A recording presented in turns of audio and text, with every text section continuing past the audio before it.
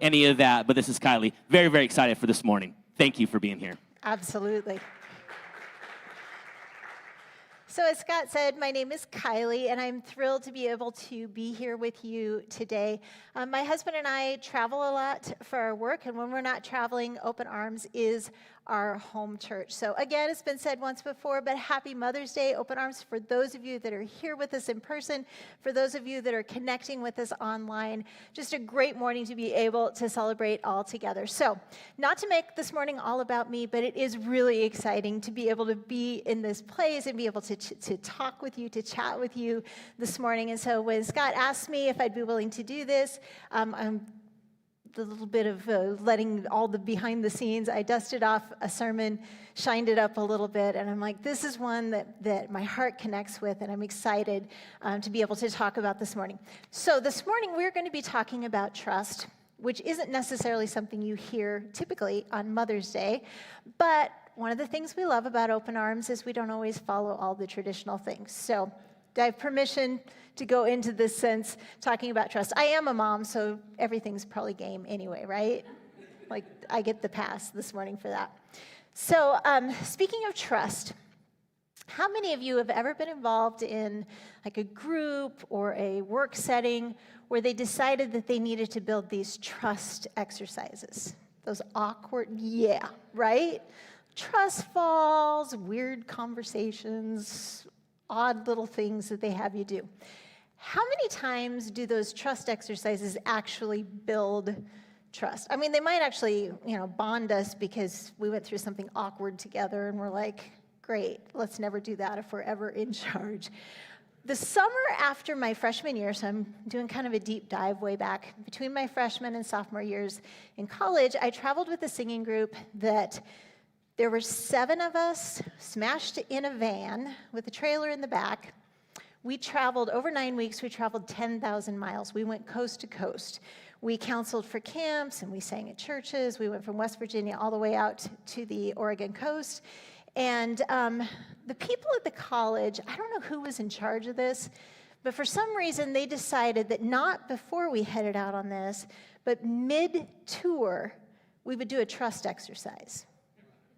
Because we weren't close enough, sitting in this van together. Instead of doing like a trust fall or some of those weird little talking stick or whatever things people come up with, kudos to whoever came up with this for originality. They decided in southwestern Kansas we would do a trust walk. Weird little thing I'd never heard of before, never seen happen since. Thank God for that. But what a trust walk experience involved was they paired us into twos. Sarah, who was in charge, didn't have to do it. So there were 6 of us that had to do this. And one of you was the one with the blindfold, and one of you was the one who talked them through it. You couldn't touch them, and you're walking through in southeastern Kansas this kind of weird little terrain. It involved currant bushes, which we don't have currant bushes here. They're not as bad as like an ocotillo or a chuya or some of those things. But you run into a currant bush, it still stings. You still don't enjoy that. Not a good thing. And they would kind of walk you through that eastern Kansas terrain, the prairie grasses and all of that.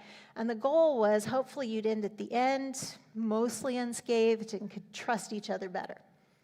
That didn't really bond us close other than, again, making fun of it. But we did get very close over that summer. We had inside jokes. We had things that had happened that we shared together. And we had a lot of trust for each other.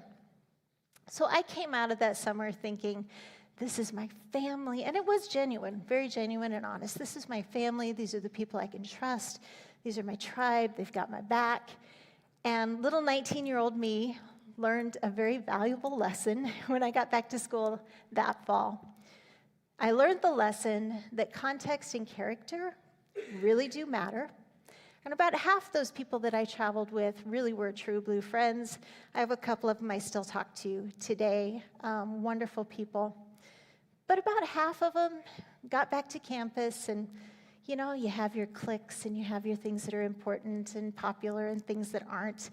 And the trustworthiness just kind of went away for some of those.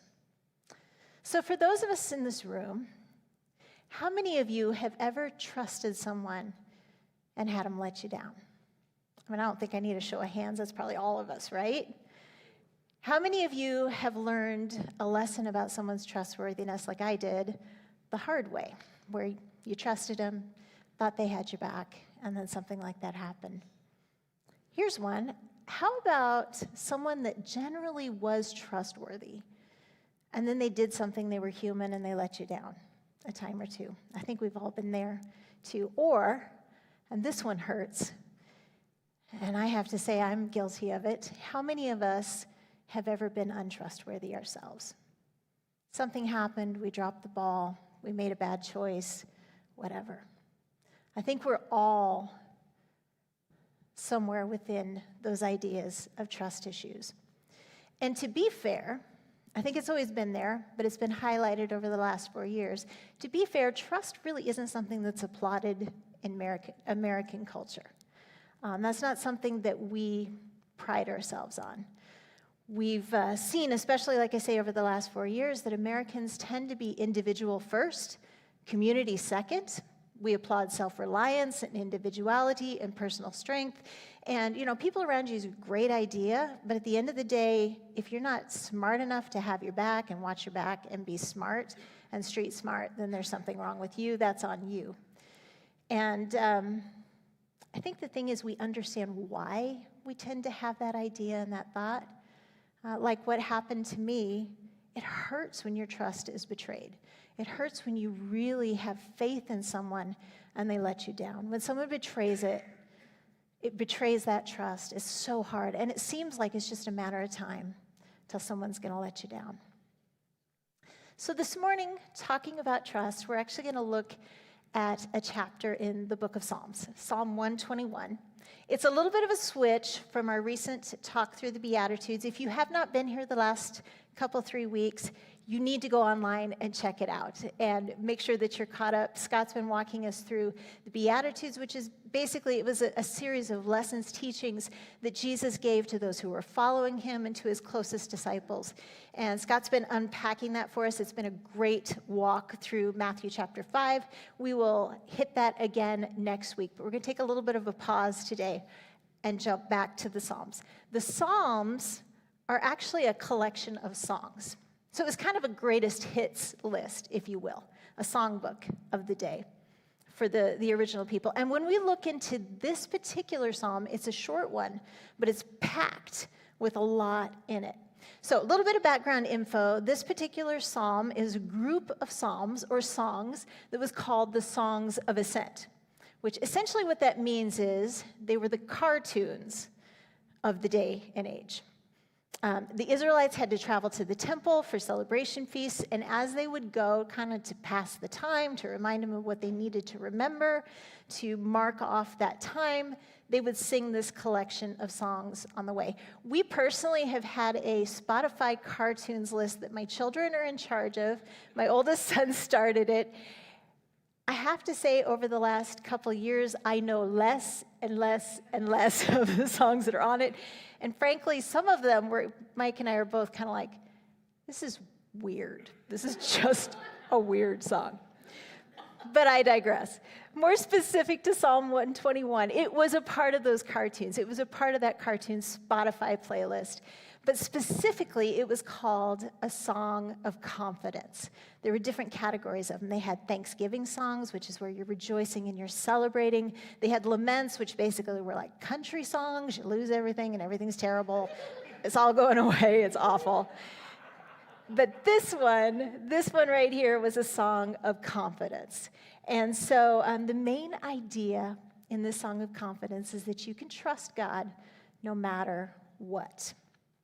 So we talk about car trips and some of those road trips. We think about how challenging they are now. You know, you've got your kids in the back seat. They're kicking on the back of your seat. They're picking on their siblings. They're asking how much longer. Invariably, the second you pass the last exit, somebody has to use the bathroom, and you're thinking, could you not have said that 5 minutes ago? You run out of snacks, mostly because half of them are under the seat. It's not a lot of fun. But for them specifically, a road trip was it was like that next level of high. It meant walking, where you went, walking more on that trip than we would in a month, very likely. You're also doing that walk, you don't have hiking shoes. You have non-supportive, non-protective footwear. Hot sun with no sunscreen, bugs hitting you all over the place with no bug spray. You've got chapped lips, no chapstick, cold weather, no heaters, rain without an umbrella or a raincoat. And occasionally there might be a hungry wild animal that you would hear. There's a reason that they went in groups. You needed your people. You needed this group. Oh, and probably the most important thing, there were no drive-throughs. So this was a car trip, or a family trip, a road trip without In-N-Out, the horrors of that. So in this moment, in this place, the idea of God's faithful protection, the idea of him being the one that we can trust was not just an abstract idea.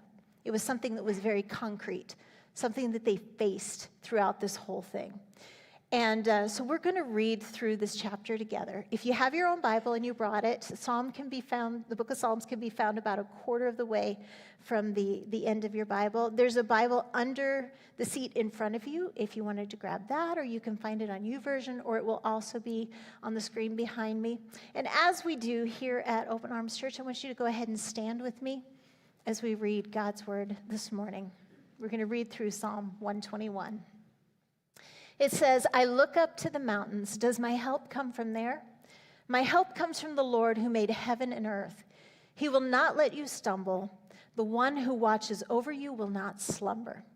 Indeed, he who watches over Israel never slumbers or sleeps. The Lord himself watches over you. The Lord stands beside you as your protective shade. The sun will not harm you by day, nor the moon at night. The Lord keeps you from all harm, and he watches over your life. The Lord keeps watch over you as you come and as you go, both now and forever.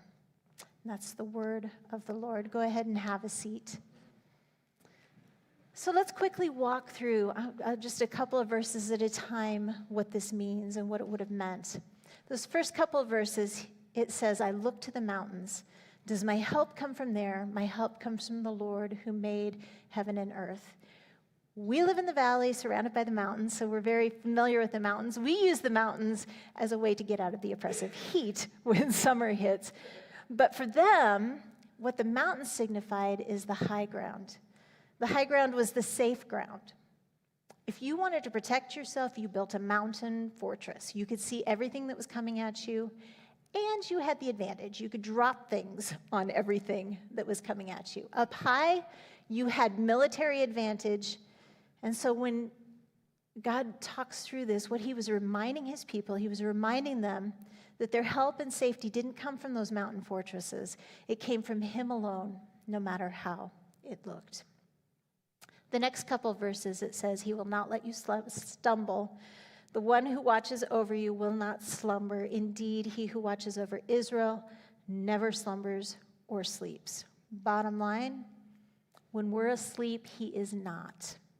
That he's not inactive, he doesn't doze off.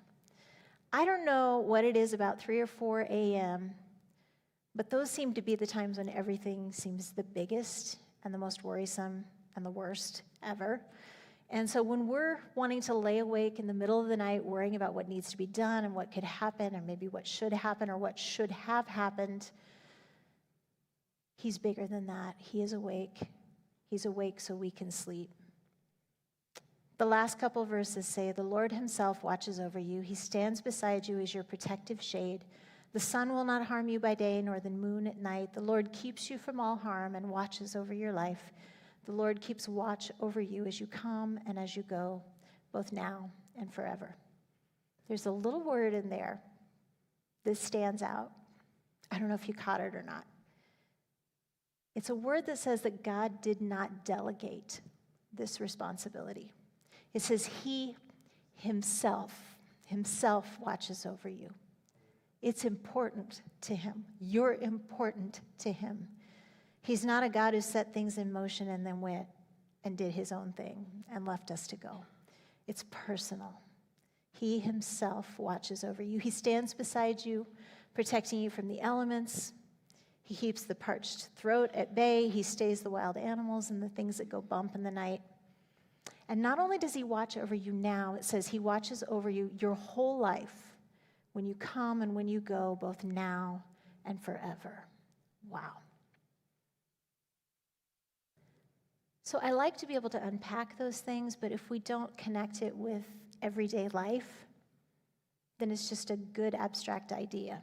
What does that have to do with me? What does it mean practically here and now? How does this help me when I'm working 50 or 60 hours a week? Moms, what does this mean when they're standing on your last nerve and you really just want them to quit fighting, to go to sleep, and to eat something healthy? I mean, seriously, that's all I want. Not that hard.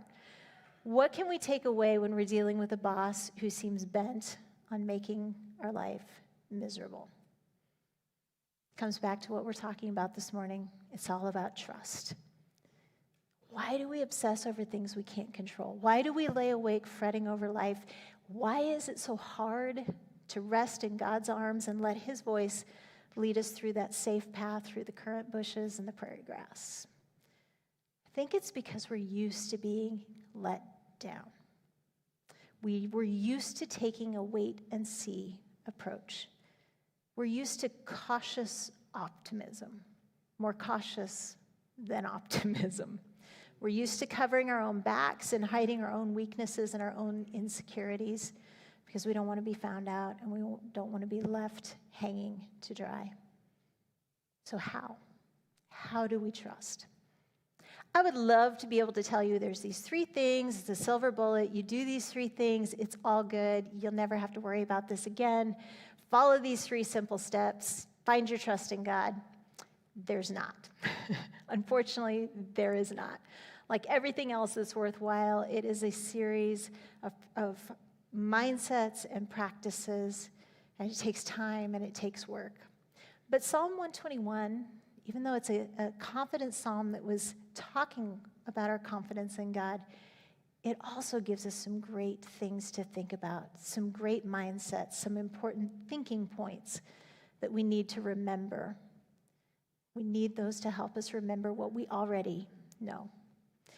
3 things I just want to walk through this morning. The first of those is we need to remember where our help comes from.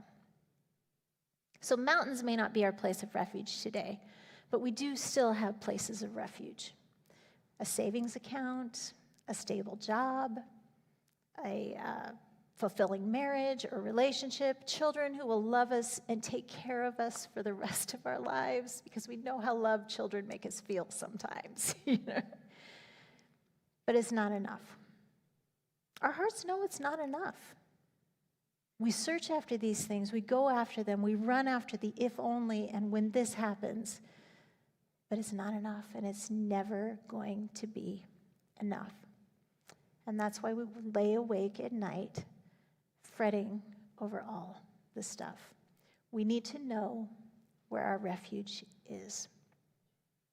The second thing we need to remember is we need to remember that God doesn't sleep. A lot like my children. I mean, they sleep now, but when they were little, my children did not sleep, which meant I didn't sleep, which meant Mike didn't sleep. In all seriousness, God does not sleep. I talked about that before. He's awake when we are not. He's not nodding off when we need him. He doesn't miss the latest fear. He doesn't space out and consider it no big deal if it's something that terrifies you or concerns you. We talked about how he himself watches over you. It's personal. He cares. He's there. It matters to him. He stays awake so you can sleep. So pure transparency, 3 and 4 a.m., I talked about that a little bit earlier, is when the whole world is falling apart and everything's terrible and everything's going to just completely blow up in my mind. 7 o'clock, I'm fine once I finally get up. But I've had a lot of times where God and I have these conversations at 3 and 4 a.m. They're probably not the kind of conversations that people write about that sound really spiritual. But they're real and they're honest, because those are the times when I'm faced with what I don't admit during the day. And God and I have processed a lot of things during those times, and I've heard him say a lot of times to me at that time of the day, this is not the time for you to work through stuff. This is not the time for you to figure out how that's going to happen or how I'm supposed to show up or what you need to do. Do you ever think about it? God made us to need to rely on him. He made us to need sleep, to need rest, because we're not God. He's God. We are not. This is his time to work. It's our time to sleep and to rest and trust in him. And finally, we need to remember that God watches over us. Not only does he have our back, not only is he the only person who will not let us down, who will always come through, but he sees the big picture. He's got bigger eyes on things than we do. He knows what's down the road. He sees the scary stuff before you even know it's there, and it doesn't scare him. He's bigger than the elements. And I may be walking through fire. I may feel like life is really harming me. I may feel like I'm getting hit on every side, but the thing is, he's bigger.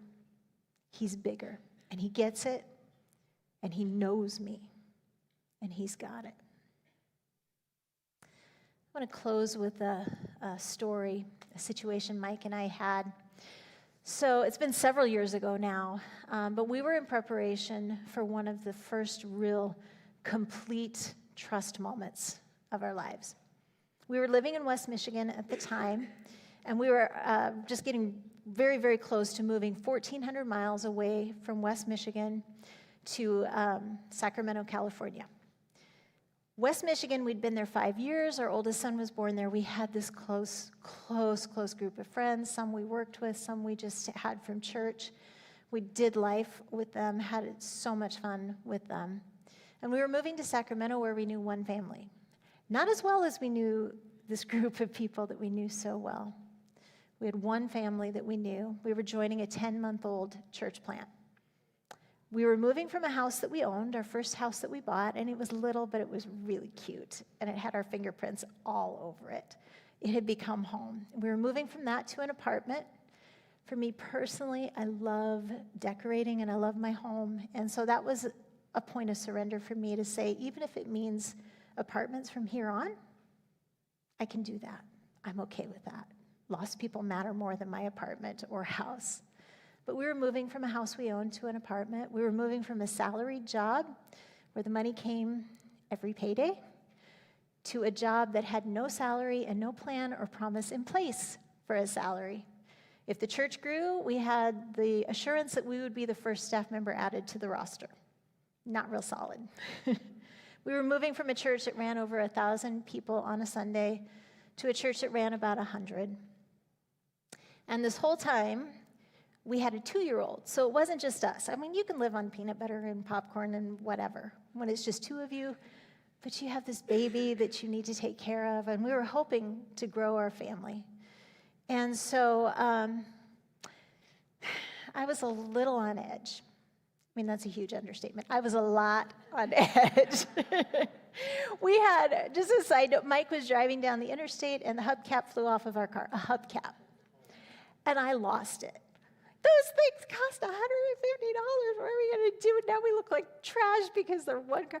I called my mother. I'm sobbing. Fortunately, my mom is an amazing, godly woman, and she I could hear her stifling the laughter, and she said, a little different when you're the parent who's trusting God to take care of your family, isn't it, than when you're the kid. I'm like, yes. She's like, honey, I don't think this is about hubcaps. I think this is about a lot of other things. Yes, it is. So one of our final Sundays in Michigan, God used a woman from a small group that we led to tell me something very important. We were part of a small group, a lot like we have here at Open Arms Church. If you're not in one, I would strongly encourage you. That community and having those people around you is so vital. It was just a group of people we met with, and we talked about the Bible, and we did life together, and we ate together, and we cried together, and we prayed together, and it was just a wonderful group. And there was a couple in that group, Natalie and Kevin, who had kind of an inspiring backstory. So they had dealt with infertility for 7 years, 7 years. And during that time, Kevin worked at UPS as a driver, which was great pay, lousy hours. And Natalie worked full-time in a nonprofit organization that helped women in crisis. So between them, they made a decent amount of money. They didn't have any kids. And they made a lot of really great choices. Instead of getting all the toys and everything, they had made the decision to pay everything off, including their mortgage. Kudos to people who can do things like that. So not only did they get all of these things paid off, they were able to put money aside to have medical intervention to help have a baby. And so as a small group, we were very invested in this process. And finally, after a couple of tries, they were pregnant. And we were so excited. And then baby girl joined their family. And as babies do, she turned everything upside down for them. And all of a sudden, Kevin, some of his coworkers were saying, I don't even know my teenage kids. Get out now. You want to know your baby. And Natalie really wanted to be home with her baby a little more. So they made the really bold, gutsy decision. They felt like God had led them for him to quit his job at UPS. He'd always wanted to be a teacher, and he needed a couple years of schooling. So because they had paid off all of this stuff, they figured it out. She cut back to 3/4 time hours. They had just enough that they could live on 3/4 time hours, make all of this happen, spend more time with their baby. He'd become a teacher. You know, things would adjust and change. So Natalie and I really connected, even though they weren't moving. You know, we were on this trust walk together.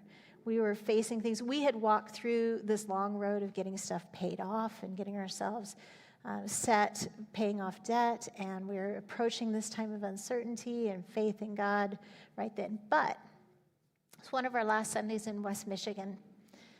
I saw her, and of course, like I say, she was this great source of joy and inspiration to me, so I caught her. And their story had taken an interesting turn that week. So at this point in time, the daughter that they had waited 7 years for was 6 months old, just 6 months old. And she told me that they had found out they were pregnant again. So they're going to have these babies like back to back.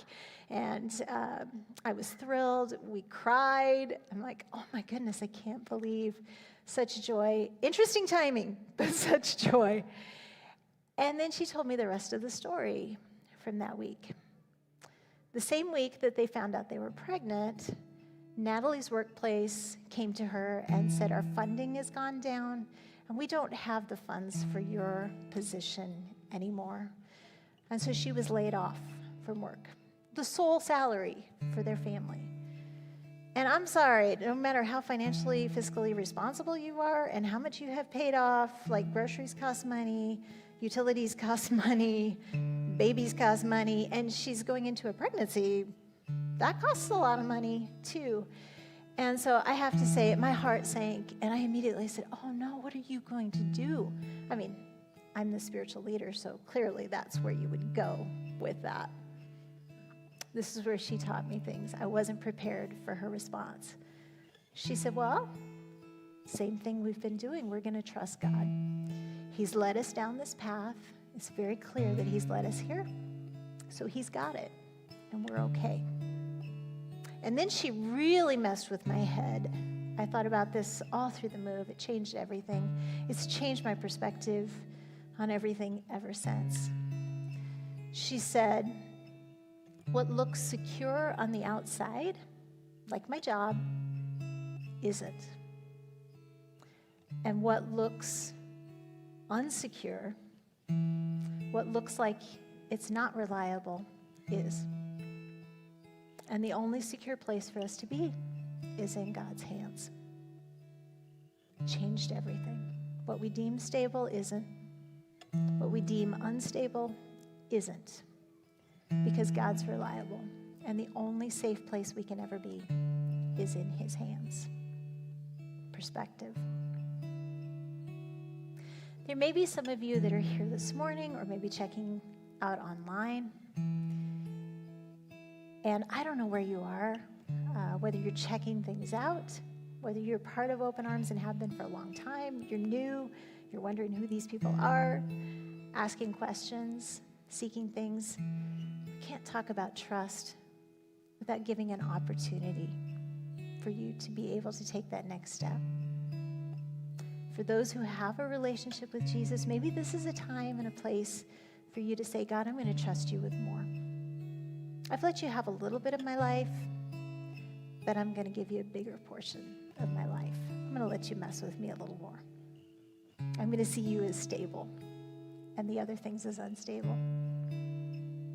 Maybe you've just been asking questions. You know that what you're doing isn't working. You understand that what feels like it's enough isn't enough. And if you're in that place, this is a great time to take that next step and just say, I don't know what all that entails. I don't know where it goes, but I know I want that. I want to start a relationship with Jesus. I don't know what that looks like, but I want to start that relationship. You can do that right now. It's really easy. It's not complicated. Admit the fact that you're a sinner, that you've done things, that we're bent towards doing things that are wrong, and you can't save yourself.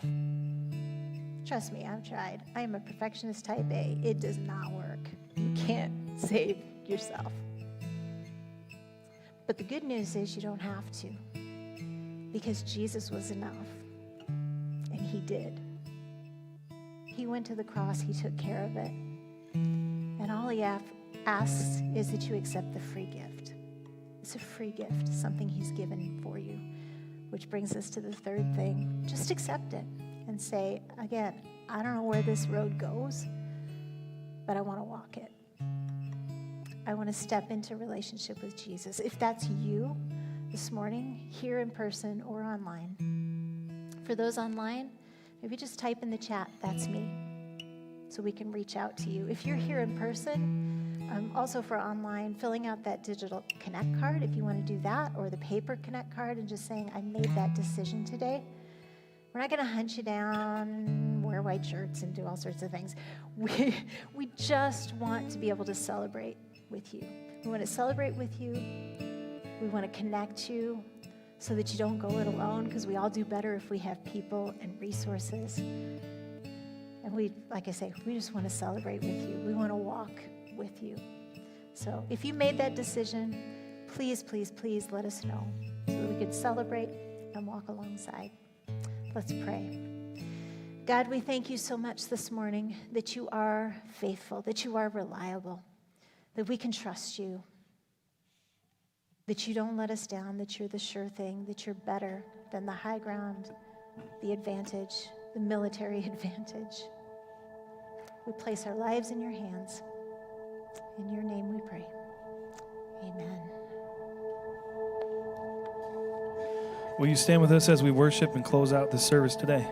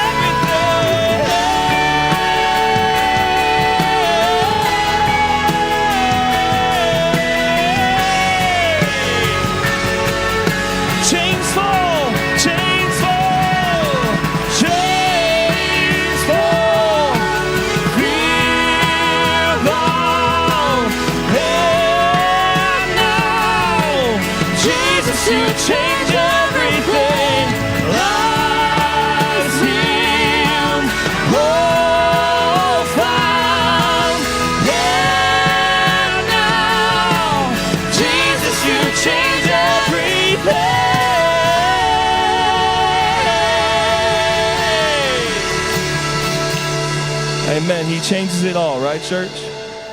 Well, you guys have a blessed Mother's Day. Call your mom, hug your mom, love your mom. Have a good Sunday. We'll see you next week. Take care.